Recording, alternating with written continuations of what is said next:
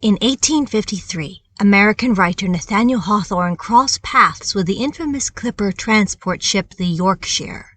While the man and the ship led separate lives, each were entwined with the sea, and their fates were destined to meet again years later in Nathaniel Hawthorne's final hometown of Concord, Massachusetts.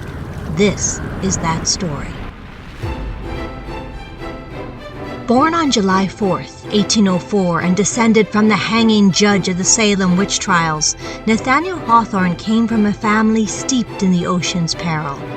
During the American Revolutionary War, his grandfather, Captain Nathaniel Hawthorne, nicknamed Bold Daniel, was a privateer, patrolling the waters near New England and stalking the far-off treacherous coasts of Scotland and Portugal. The official American Navy had not yet been founded, and Hawthorne's grandfather and other privateers were half protectors of the colonies and half pirates, sanctioned by the American colonists to attack English ships and profit from their plunder.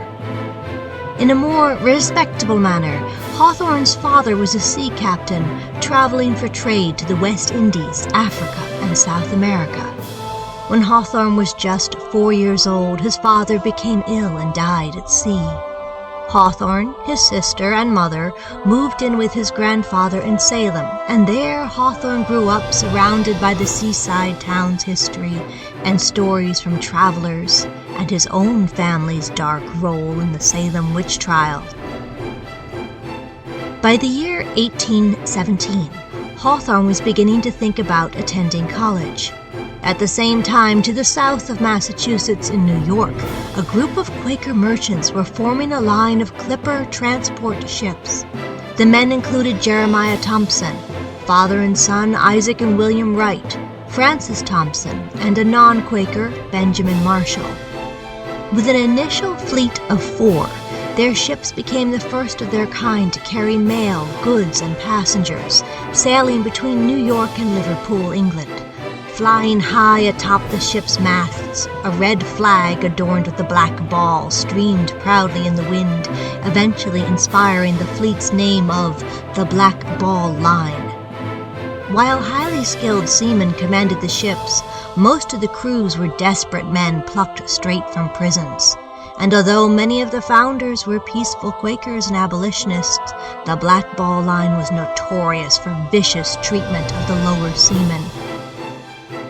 In 1821, as the Black Ball Line began anchoring its seafaring reputation, Nathaniel Hawthorne attended Bowdoin College in Maine.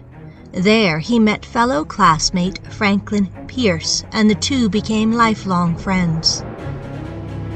After college, Hawthorne began a writing career, gaining some early success. On his wedding day in 1842, Hawthorne and his bride Sophia Peabody moved to Concord, Massachusetts, where they rented Ralph Waldo Emerson's ancestral home, the Old Manse. They lived there for 3 years, during which time Hawthorne compiled his book, Mosses from an Old Manse. At the same time, back in New York, great changes were happening in the design of the Black Ball Line. Shipping and passenger transport was a competitive business, even in-house, and the Black Ball Line captains bet against each other. Who could be the fastest back and forth across the ocean? The need for speed creating a dangerous race and driving redesign. Inspired by English opium-running ships that were made to be small and fast to evade authorities as English crews trafficked illicit opium between India and China, the Black Ball Line was redesigned, and in 1843 the Yorkshire was added to the packet, soon proving her place as the fastest ship in the fleet and pride of the entire Black Ball Line. As the years passed, both the ship and Hawthorne's fame grew. The Yorkshire raced back and forth between New York and Liverpool, and Hawthorne moved back to Salem, Massachusetts, where he worked as a surveyor in the customs house. In 1850, he published The Scarlet Letter, and a year later, The House of Seven Gables. In 1853, Franklin Pierce became the United States' 14th president and appointed Hawthorne to be Consul of Liverpool. With his family, Hawthorne moved to England, and it was there, in October of 1853, that the Yorkshire, under command of Captain Edward Young, once again sailed into port, where this time it was met by U.S. Consul Nathaniel Hawthorne. Of the crewmen he met, Hawthorne wrote that they are the most rascally set of sailors that ever were seen, dirty, desperate, and altogether pirate-like in aspect. Leaving the sailors on the ship, Hawthorne escorted Captain Young to the consular office, where Hawthorne formally documented receipt of the ship. Along with Captain Young, Hawthorne signed a consul document verifying the goods of the Yorkshire, and Hawthorne applied the official U.S. consulate seal to the document. 9 years passed. By 1862, Hawthorne had returned to America and was living in the wayside in Concord.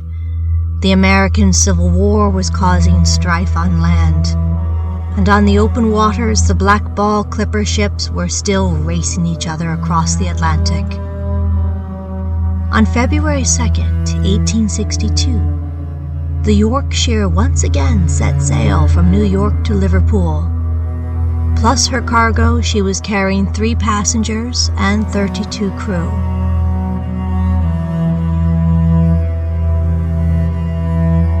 She was never seen or heard from again.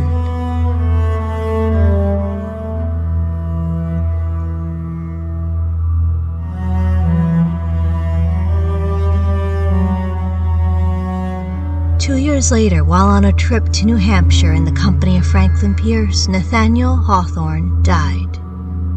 He was buried in Sleepy Hollow Cemetery in Concord, Massachusetts.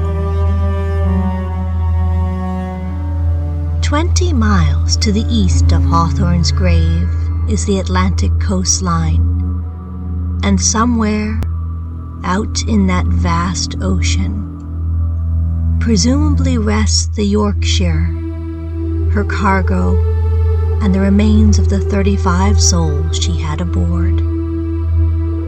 In a poem called The Ocean, Nathaniel Hawthorne wrote, "The ocean has its silent caves, deep, quiet, and alone. Though there be fury on the waves, beneath them there is none. The awful spirits of the deep hold their communion there. And there are those for whom we weep, the young, the bright, the fair. Calmly the wearied seamen rest beneath their own blue sea. The ocean solitudes are blessed, for there is purity. The earth has guilt, the earth has care. Unquiet are its graves, but peaceful sleep is ever there, beneath the dark blue waves."